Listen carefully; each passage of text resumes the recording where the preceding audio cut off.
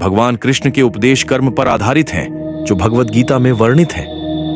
कर्म का सिद्धांत यह बताता है कि मनुष्य को अपने कर्तव्यों का पालन करना चाहिए, बिना फल की इच्छा के।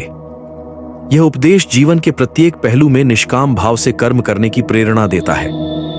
भगवान कृष्ण ने अर्जुन को युद्ध के मैदान में यह ज्ञान दिया था कि कर्म ही जीवन का मूल है और इसके बिना जीवन का कोई अर्थ नहीं है। कृष्ण के अनुसार कर्म करते समय व्यक्ति को अपने आत्मा की शुद्धता का ध्यान रखना चाहिए और सदैव धर्म का पालन करना चाहिए। उन्होंने यह भी सिखाया कि कर्म करते समय व्यक्ति को अहंकार से मुक्त रहना चाहिए और सभी प्राणियों के प्रति संभाव रखना चाहिए।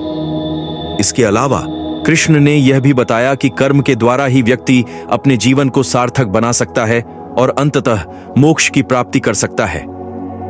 भगवान कृष्ण के उपदेशों में कर्म की महत्ता को बार बार बल दिया गया है। उनके अनुसार कर्म ही वह साधन है जिसके द्वारा मनुष्य अपने जीवन को उच्चतम स्तर पर ले जा सकता है। इसीलिए हर व्यक्ति को अपने कर्मों को सच्चाई और निष्ठा के साथ करना चाहिए और फल की चिंता किए बिना अपने दायित्वों को पूरा करना चाहिए। यही कर्म का सच्चा अर्थ है और यही भगवान कृष्ण के उपदेशों का सार है।